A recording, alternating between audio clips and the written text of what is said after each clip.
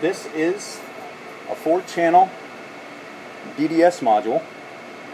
It has 4 channels that can produce an RF signal that you could digitally adjust both the frequency and phase of each channel independently. I've got them set up so that the frequency of all the channels is the same, and I'm able to adjust the phase of each channel independently. Now, in the booster accelerator, we need to produce an RF signal that sweeps from approximately 37 megahertz out to about 53 megahertz. And over that course, we need to be able to adjust the phase of 2 groups of accelerating cavities independently. There's an A set of cavities and a B set of cavities. And at the beginning, during beam capture, when the beam is first entering the accelerator, we start with the phase of these 2 RF references 180 degrees apart, so that whatever the beam sees in one group, it sees the opposite in the other group, and there's no net acceleration. So what we have on the scope is 3 RF signals produced by the module. The yellow signal is the reference. It's unphase shifted. It sweeps along in frequency with the rest of it, but it is the signal that we refer the phase of the other signals to. The A, RFA reference RF is shown in blue, and the B is shown in magenta.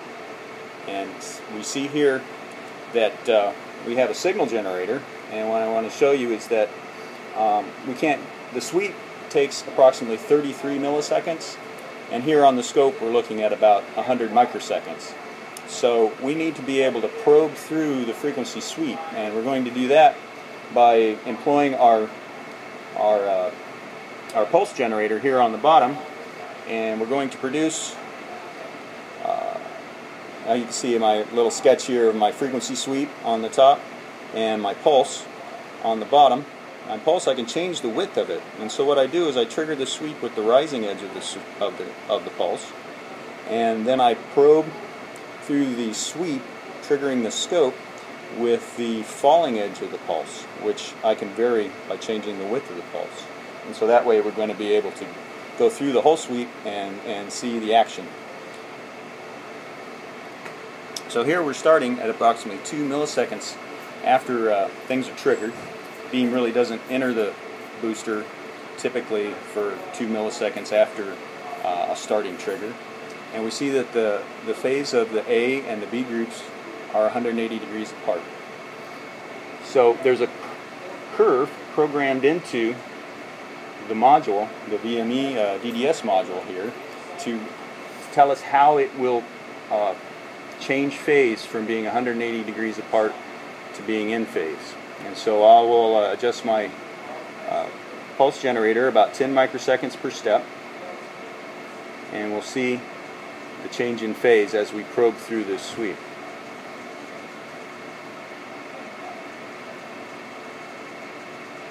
And there we go. We're at about 540 microseconds in,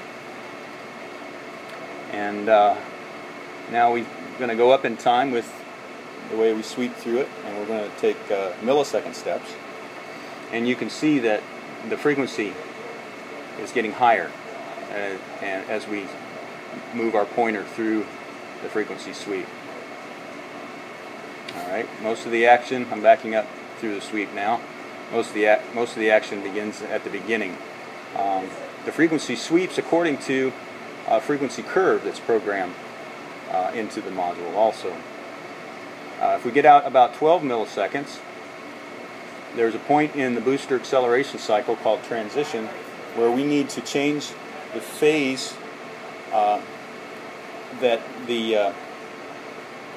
phase of our RF references to the accelerating cavities to put the acceleration in a different mode.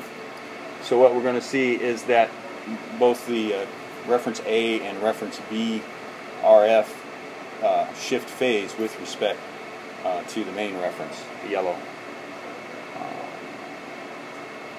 Sweep through this reasonably slowly.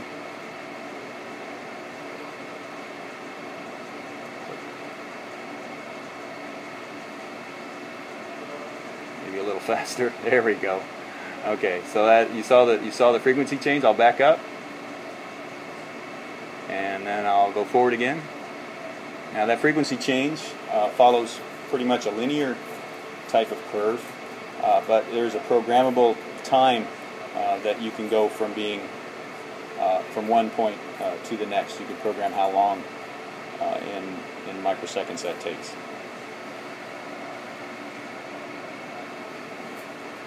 And that's my demonstration. Thank you.